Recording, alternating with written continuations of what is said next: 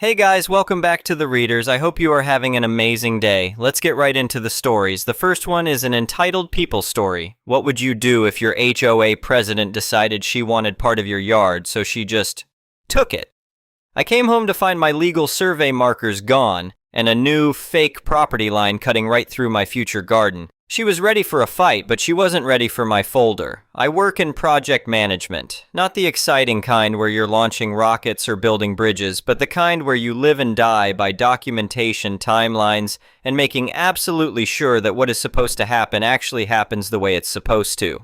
I track things. I verify things. I do not take anyone's word for anything when there is money or property involved. This habit saved me from losing about 6 feet of my own yard, and it cost the HOA board president her seat on the board. I'm going to tell you exactly how it happened. After a long time saving and waiting and watching the market, I finally bought my first house. Not a starter home. Not a we'll see how this goes situation. I bought a house I plan to live in for the rest of my life. It's a solid place in a quiet suburban neighborhood, the kind where people actually know their neighbors, and there are actual trees and actual yards instead of postage stamp patches of brown grass behind a 6-foot wall. The feature that sold me on the house over everything else was the side yard. It's a wide strip of land running along the left side of the property, bordered on one end by the street and on the other by a large common area that the HOA manages. The common area is mostly grass with a winding walking path through it, some benches, a few decorative trees. It's well maintained and nice to look at. The side yard itself gets direct afternoon sun for about 5 hours, which is perfect for growing vegetables. And it's large enough that I could build a decent-sized patio, put in a raised garden bed situation, and still have room for a privacy fence to keep my dog from escaping. That was the plan from day one: the patio, the garden, the fence. I had already been talking to a landscape architect before I even closed on the house. I knew what I wanted. I just needed to nail down the exact measurements so we could draw up the plans properly. That's why I hired a survey company before closing. Not because the bank required it, but because I was spending serious money on a landscaping project that would hug very close to the property line along the common area. I needed to know exactly where my land ended and the HOA's land began. The survey company I used had been in business for decades. They came out, did a full boundary survey, filed the official plat with the county recorder's office, and left behind 2 types of markers. The first type was wooden stakes with bright pink flags attached, spaced along the boundary so you could see the line clearly from the yard. The second type, and the more important type, was iron rebar pins driven flush into the ground at each corner of the property. Those rebar pins are the official, legally recorded markers. The wooden stakes with the flags are basically there for convenience, so you don't have to dig for the rebar when you're planning. I took photos of all the markers. I kept the certified survey documents in a folder in my home office. I also noted the GPS coordinates from the survey plat and kept those written down separately, because that's how I operate. Probably annoying if you're married to me, but very useful when someone tries to steal your yard. I moved in on a Saturday in early spring. The first couple of weeks were the standard chaos of settling in. Unpacking, getting the utilities squared away, learning which of the kitchen cabinet doors swings too hard if you're not paying attention. I was also starting to finalize my plans with the landscape architect, which meant I needed to walk the property line along the side yard to get exact measurements for the fence placement. That's when I noticed the pink flags were gone. My first reaction was genuinely not concern. Stakes get knocked over. Lawn mowing crews come through the common area on a regular schedule, and those riding mowers can clip things at the edge of the grass without the operator even noticing. I figured the stakes had just gotten bumped and maybe fell over in the grass somewhere. Not a big deal. I could use the rebar pins to re-establish the line, except when I went to find the rebar pins, they weren't there either. I had the survey map with me because, again, that's how I operate. I went to each corner location as marked on the map and found disturbed ground. Not accidentally scuffed ground, dug up ground. Small, deliberate holes where the rebar should have been, like someone had used a tool to pry them out. At the corner closest to the common area, I could actually see a faint rectangular mark in the dirt around the hole, the kind of mark you'd leave if you pressed something flat against the ground for leverage while pulling something up. I stood there in my side yard for a long moment just staring at that hole. Someone had come onto my property and physically removed legally recorded survey markers. That is not something that happens by accident. That is something that happens on purpose, and there was only one entity in the area that had any reason to care about where my property line sat relative to the common area. The HOA had a board of about 5 people, but it was really run by one person. The board president had lived in the neighborhood for years and had turned the HOA into what I could only describe as her personal project. She was involved in every decision, every aesthetic choice, every enforcement action. She ran something called the Beautification Committee, which was exactly what it sounds like, a small group of people who spent their time deciding how things should look and then pressuring other homeowners to comply. She was the kind of person who walked the common areas with a clipboard making notes. I had seen her doing this twice since I moved in. Both times she had looked at my side yard for a little too long before moving on. I did not call her. I did not walk over to her house. I thought about it for about 30 seconds and then decided that the worst thing I could do was tip my hand before I understood exactly what was happening. So instead, I did what I do at work when something goes sideways. I documented first, talked second. I sent a message to the HOA board. Deliberately calm, deliberately vague, deliberately framed as a simple inquiry. I explained that I was reaching out because the official survey markers placed by a licensed surveyor had been removed from my property, and I wanted to check whether there had been any scheduled maintenance or landscaping work in the adjacent common area that might explain how that happened. I kept the tone neutral. I mentioned I would be contacting the survey company, which was true, but I positioned it as a routine follow-up rather than an accusation. The board president responded within a few hours. She copied the other board members. Her message was the single most useful thing she could have done for me, though she clearly did not realize it at the time. She explained that the markers had been removed as part of preparations for an upcoming expansion of the community walking path. She said, and I am paraphrasing here, that the property lines in that section had always been somewhat ambiguous, and that the stakes I was referring to were likely inaccurate anyway. She mentioned that the Beautification Committee was working to establish a clearer and more uniform boundary line for the benefit of the whole neighborhood. I read that message 3 times. She had just admitted that the HOA removed my survey markers. She had introduced the idea that the legal boundary was ambiguous, which it absolutely was not. And she had announced that the HOA intended to redraw the line, in writing, with her name on it, copied to the entire board. I saved that message immediately. I printed it, I saved it to a second location. I treated it like the evidence it was, because that is exactly what it was. About a week later, I came home to find a line of cheap wooden stakes hammered into my side yard. They were spaced about 6 feet inside the actual property line, running parallel to where my legal boundary sat. Someone had physically placed stakes in my yard, claiming that the land between their new stakes and the common area now belonged to the HOA. 6 feet might not sound like a lot until you realize what 6 feet means on a narrow side yard. It meant losing nearly a third of the usable space. It meant my fence plan had to move. It meant the garden bed I had planned for the sunniest strip of the yard would now be on HOA property according to their new line. It meant months of planning and not a small amount of money evaporating because someone with a clipboard decided she wanted more grass for a walking path. A few days after the stakes appeared, the board sent out a formal notice about what they were calling the Community Beautification Path Expansion Project. It included a rough hand-drawn map showing the new boundary line, the one defined by their stakes, and stated that any homeowner landscaping or structures that encroached on this newly clarified common area would need to be removed at the homeowner's expense. It was addressed to the whole neighborhood, but there was no question about who the primary target was. The board president was getting confident. I could see it. She came by the common area one afternoon while I was checking my mail and made a point of being cheerful about the whole thing. She mentioned how nice it was going to look, the new path, and how it was a good thing they had finally sorted out that messy boundary situation. She was watching for a reaction. She wanted me to either agree, which would be an implicit acceptance of her line, or argue, which would give her the chance to talk over me and act like the whole thing was already settled. I smiled, said it was good to meet her properly, and went inside. I then sat down and called the survey company. When I explained what had happened, the person I spoke with went quiet for a moment. Then she said something along the lines of what I was describing being illegal in this state. Removing official survey markers is a criminal offense. She said they had seen situations like this before, usually involving boundary disputes, and they were absolutely willing to come back out and restake the line using the original filed plat. She said they would make the new stakes more visible and more permanent than the original ones.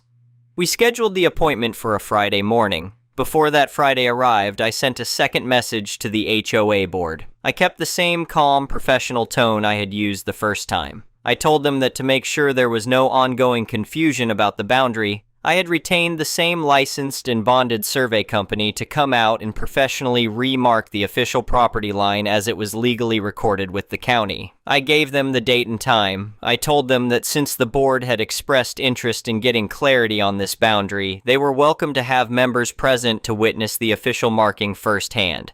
I said it would be a good way to make sure everyone was working from the same information. I reread that message about 4 times before sending it. I wanted it to be exactly right, not aggressive, not sarcastic, just the kind of polite, completely reasonable invitation that a person has no good reason to refuse, and no safe move if they show up, and the survey contradicts their entire position. She replied and said the HOA had already established the line and she did not see the point of the exercise, but she did not say she wouldn't be there. Friday morning, the survey crew arrived right at 10. 2 of them, with professional-grade GPS equipment and a copy of the filed plat. I was standing on my porch with a folder under my arm. Inside the folder were 3 things. The first was a certified copy of the original survey plat from the county recorder's office showing the legally filed property boundary. The second was the printed copy of the board president's message admitting the HOA had removed the markers and announcing their plan to move the line. The third was a photo I had taken earlier in the week showing the HOA's stakes clearly placed several feet inside my property line.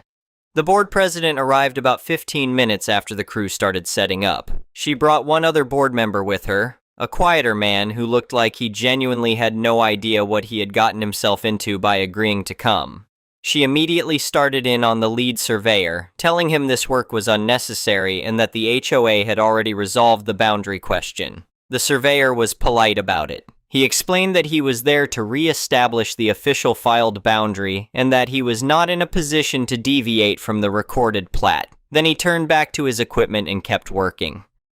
She pushed harder. She said the markers he had placed previously were inaccurate and that her committee had documentation supporting the new line. He asked to see it. She did not have anything with her. She said it was at home. He nodded and kept working. Then the first new stake went in, right along the actual property line. Then the second. Each one landed a full 6 feet outside the line her stakes were on. Her stakes were inside my property. The surveyor's stakes were on my actual boundary. The gap between the two made it completely clear, for anyone watching, exactly what had been attempted. By this point, a couple of neighbors had appeared. One was across the street doing something in the driveway that did not require as much attention as he was giving it. Another was walking her dog and had stopped on the path nearby. The board president was aware of this. Her voice got louder. She told the surveyor to stop. She said he was placing markers on HOA property. She said she was the president of the board, and she was instructing him to stop. He did not stop. I walked off the porch and over to where she was standing. I opened the folder. I told her I wanted to make sure she had the chance to look at a few things before this went any further. I showed her the survey plat and explained it was the certified copy filed with the county recorder's office, which was the legal basis the surveyor was working from. I showed her the printout of her message to the board, where she had stated the HOA removed the markers and described plans to establish a new boundary. I showed her the photo of the HOA's stakes positioned inside my legally recorded property line. I told her that in this state, knowingly removing officially recorded survey markers was a criminal matter. I told her that attempting to claim a portion of deeded private property for an HOA improvement project, and doing so after removing the legal markers that disproved their claim, was the kind of thing attorneys used words like fraud to describe. I told her I had documented every step of this situation from the day I found the missing markers. Then I told her she had a choice. The HOA could remove their stakes from my property, restore any ground damage, and put something in writing acknowledging that the path expansion project would not involve my land. Or I would be making 2 calls before the end of the day. One to my attorney to begin the process of filing a police report about the removal of the survey markers, and one to start a civil action against the HOA and its board members personally for the attempted taking of my property and the documented harassment campaign surrounding it. The other board member looked like he wanted to walk into the common area and just keep walking until he reached another state. The board president opened her mouth, then closed it, then said something about needing to consult with the full board. I told her that was completely fine, and that I hoped she would share the documents I had shown her with the rest of the board when she did that. I also mentioned that the surveyor was going to finish his work regardless, since he had a legal obligation to accurately re-establish the recorded boundary, and that the stakes he was placing would be documented in an updated survey record that I intended to have filed. She left.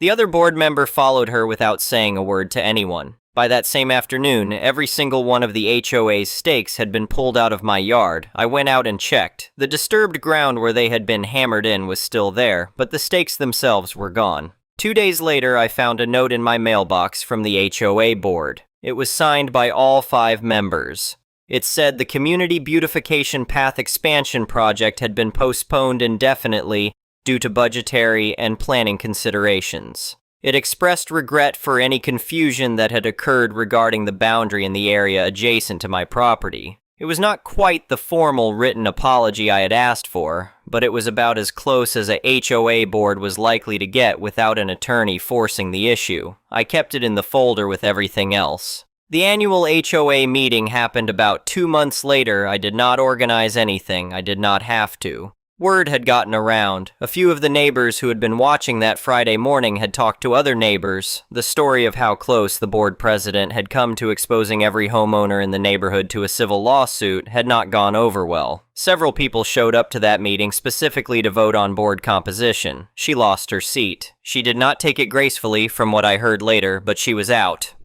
I finished the landscaping project that summer. The patio is exactly where I planned it. The raised garden beds are in the sunniest spot in the yard, and the fence, a solid cedar privacy fence, sits precisely on the legally confirmed property line. Not an inch inside it. My dog loves the yard. I had the landscape architect come back out to see the finished result, and she said it looked exactly like the original plans, which is pretty much the highest compliment in that line of work.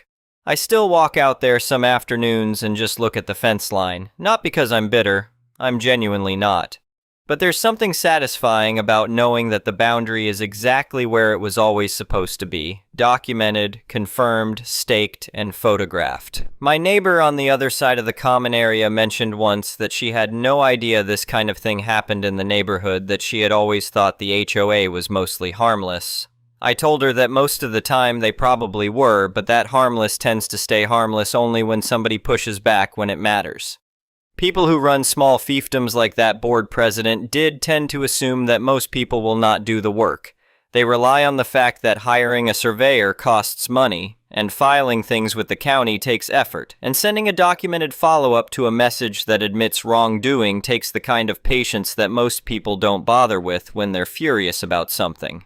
They count on you being too angry to be organized. The survey I ordered before I even closed on the house cost me a few $100s. Getting the company to come back out and restake the line cost a little more. Printing out a few documents and putting them in a folder cost almost nothing. For that, I kept the full side yard I paid for, got rid of an abusive board president, and ended up with a fence and patio that I genuinely love.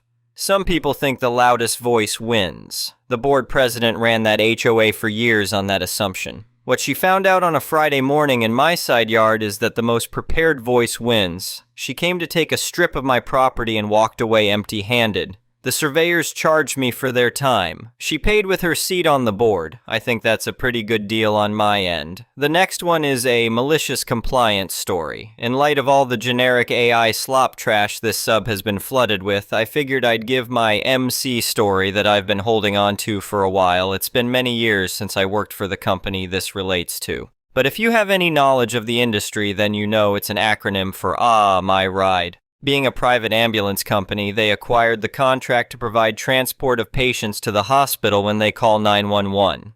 The city/county pays a flat rate in the contract to make sure that an ambulance responds and arrives on scene within 8 minutes and 59 seconds from the time of dispatch. On top of that, our company was allowed to bill the patient's insurance for the transportation and cost of treatment. Given our location, that is a pretty reasonable criteria. Per the contract, we were allowed to have 10% of our response times to be what was called late response, meaning we arrived on scene 9 minutes or later. This on-time versus late ratio was what we called compliance. 98% compliance were golden. 89% compliance. Emails started going out and phones started ringing. The thing is, we had to maintain daily compliance. We could have zero compliance from midnight to 3 a.m., but as long as the compliance picked up and we met 90% or greater by midnight the end of the day, we were considered compliant. But here's the real kicker. Our management was the only entity responsible for reporting compliance to the county. And that means numbers were scrubbed and fudged upside down, left and right. They used special delays or exemptions that would drop the response times from the reports and consider them outliers. Generally used for if an ambulance is delayed by a train crossing, construction, severe weather conditions, etc.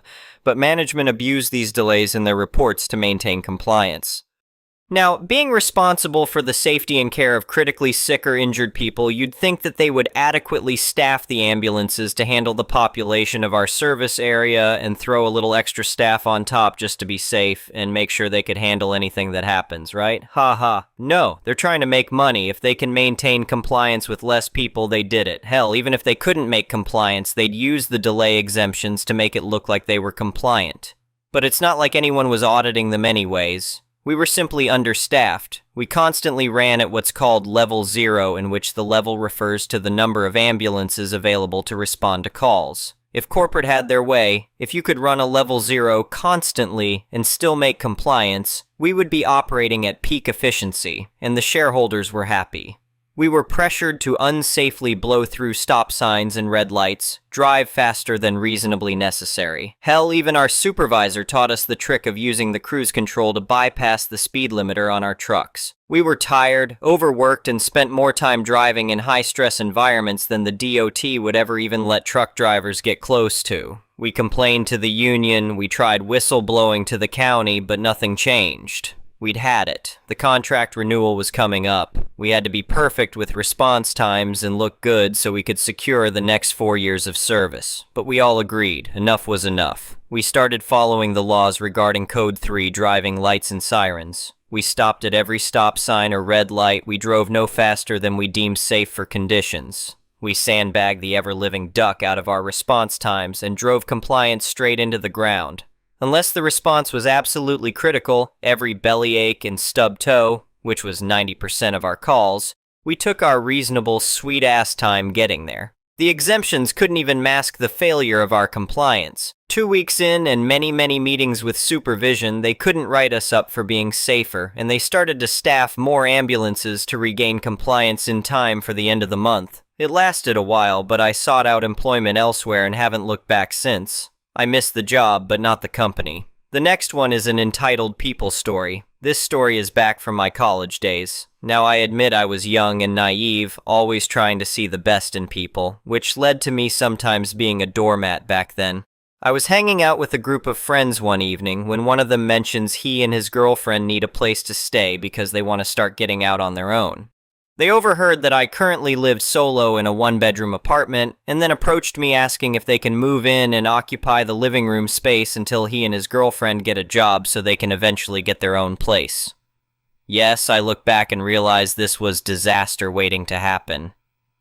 Me, stupidly thinking I could help them out, said they could live there for a while until they found employment. The expectation being that once employed they'd be helping out with fair shares of rent and utilities. So they move in, and it doesn't take long for the entitlement to start. His girlfriend was such a pain in the ass, making demands on a place that wasn't even hers. She complained about my pets, saying she doesn't like cats and I should put them up for adoption since she would be living there. No, I'm not going to just throw my animals in a ducking shelter because your entitled princess ass says so. She didn't like that and made gestures of disgust being around them while living there. Then, a few days after moving in, they hold, and I crap you not, a ducking housewarming party. Yes, you read that right. They invited our mutual friends over to celebrate getting their own place. 1 month in, and they still have no jobs, spending all day playing video games, not paying rent, and racking up my utility costs. I was ducking 22 and covering an apartment for 3 people. I finally snapped when they had their millionth couples argument, and she started getting idiot with me. The girlfriend was the type who liked to provoke and argue all the time, expecting everyone to cater to her. I had enough.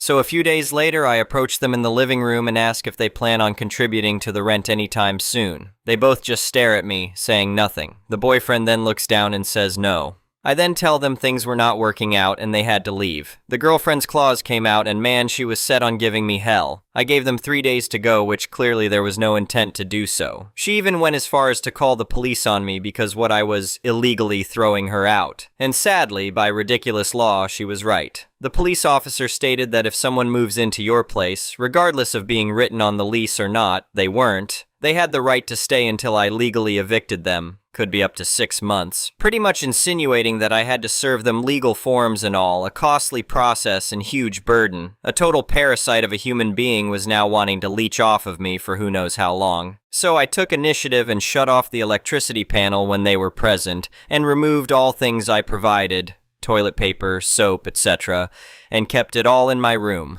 Oh, it didn't take long for them to start packing after that. When they couldn't keep freeloading, they left within a few days because no electricity meant no video game binging and having to shower in the dark. To top it off, the girlfriend started harassing me with messages on Facebook, and my so-called mutual friends, they suddenly stopped talking to me, no longer invited me to hangouts, just iced me out completely. And the biggest ducking blow, they invited those two to move in with them right after all they did with me. I later find out that the mutual friend she moved in with was at his mom's house. The mom threw her out too because of her disrespectful behavior. She tried to help her out like I did, only to regret it apparently.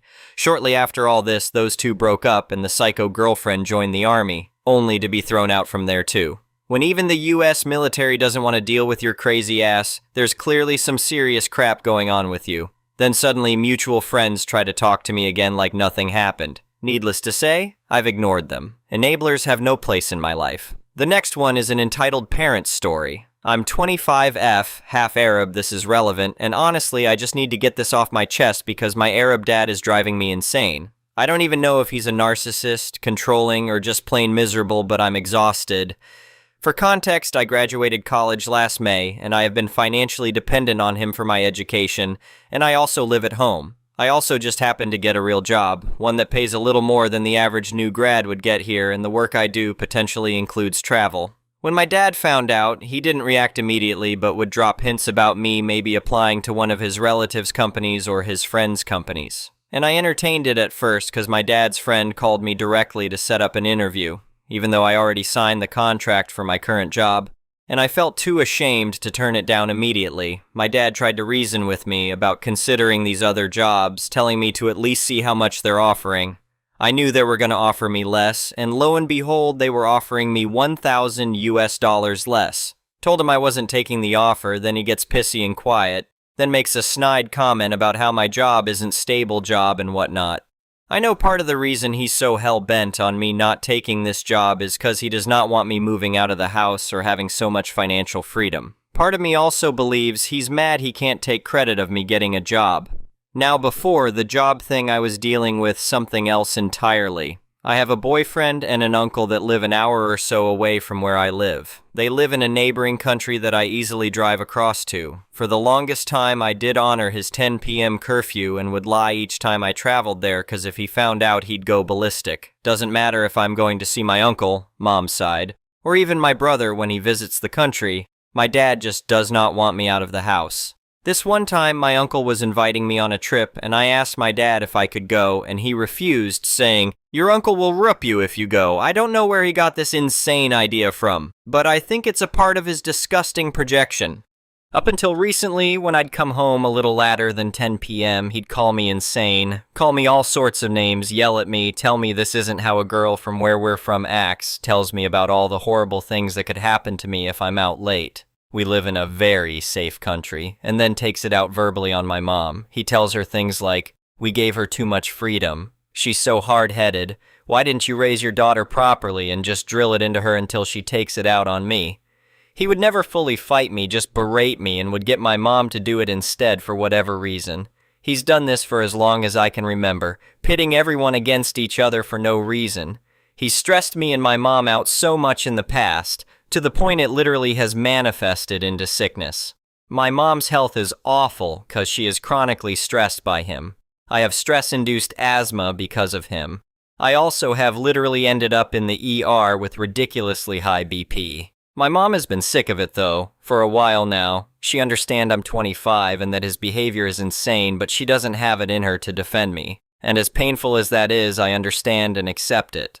Lately, I've been spending more time with my boyfriend, cause he's moving back to his home country before Christmas. At first, a couple of months ago, when I used to leave home to go to his, I would be filled with so much anxiety and guilt, so much so I have gotten anxiety attacks and subsequently asthma attacks about driving back. Simple because I really did not want to be yelled at for wanting a normal life. I was even so desperate about getting out of the house, I lied to my dad and told him I was starting a week earlier than my starting date and instead driving over to my BF's place to spend some time there to avoid my dad.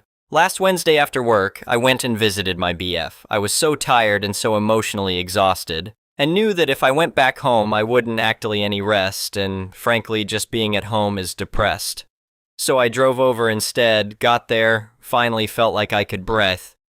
And at 7 p.m. my phone starts to blow up. I see no point in answering cause I was like, I'm tired, I have had a near-death experience rushing home in the past, there is no point in answering the phone. He will just lose it if I tell him, I'm at my friend's, I'm tired, I don't think it's safe to drive, so I didn't answer. My mom texted me, asking me to please come back cause my dad is being difficult and out of guilt, I drove back. I got there right before 10 p.m. without answering any of his calls cause 1, I'm driving.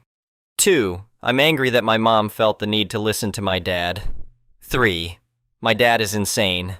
And the moment I walked into the door, he was there sat in the living room like he always is, asking me where I was. I lied and told him I was getting to know my coworkers from work. He doesn't like that answer, starts asking me where did you go, what do we do, then asks why don't I answer the phone, I just stare at him, then he's like why are your eyes so red?